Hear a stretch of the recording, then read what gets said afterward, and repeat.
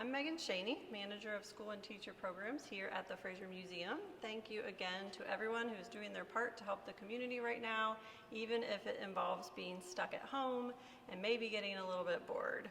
While schools in our area are out of session and many families are working out of their houses, the Frazier is planning to bring free, entertaining, and hopefully some educational content straight to your phones and computers. Today I'm going to be talking about a really fun topic, dogs. So I'm sure a lot of you are at home with your pets right this very moment, and they are all probably really enjoying some more special time with their people.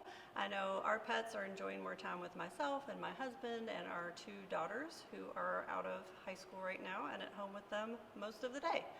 We have two cats, Mac and Raleigh, and three puppies, Lucy, Lily, and Sutton. And to make it even more fun at our house, all of our puppies right now happen to be ages 2 and under. That got me thinking about dogs that I see every day here at the Frazier Museum.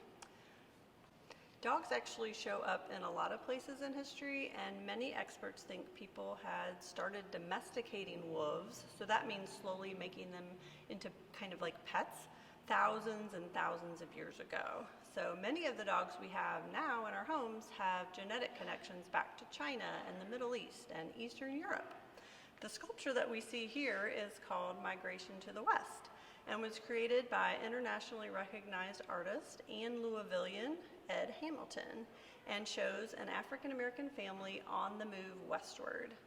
Have you ever seen the statue of York from the Lewis and Clark expedition or Abraham Lincoln down at the Louisville waterfront? Well, that's Ed Hamilton as well. And those were created by him, and he has works of art all over the country, including Washington, D.C., Virginia, and Michigan. There are a lot of things I like about this statue, but one of my very favorite things is the dog that Ed included in with the family. So the reason I love that part is it just reminds me every time I walk past that families from a long time ago are still a lot like my family. They care about each other, and they often cared about a pet too. Next, I went looking for dogs in our Charles Stewart Historic Miniatures collection and was not disappointed. This is one of the largest collections of historic miniatures on permanent public display in the world. When things go back to normal, you can come back and look for dogs, as well as kings and queens and knights and even farm animals, and play at some of our miniatures play tables. But for now, here's one dog from the Stewart collection.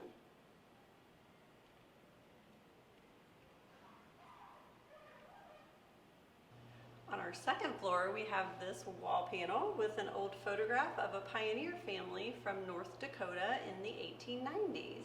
We've had this panel up for a really long time, so I've looked at it probably thousands of times, and I've always loved to look at the family in the picture and notice the little dog who is, if you haven't seen him yet, sitting in the chair.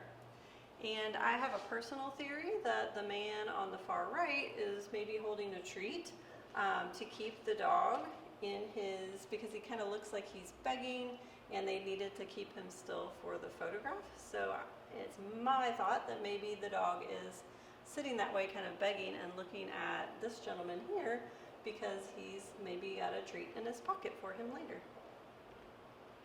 So last but not least is the dog Seaman from the Lewis and Clark journey. As many of you know, Lewis and Clark, along with York and Sacagawea and many others, including 9 other men from Kentucky, traveled west to the Pacific Ocean in the early 1800s, so maybe you've learned about that here at our Lewis and Clark Experience exhibit where I am right now.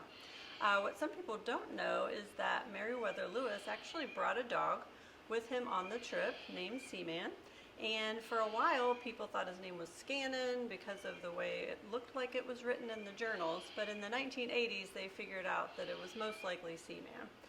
He was a large breed called a Newfoundland, and he was helpful with things like hunting, but he was also probably really good company, and was actually the only animal to go on the entire trip with the Corps of Discovery.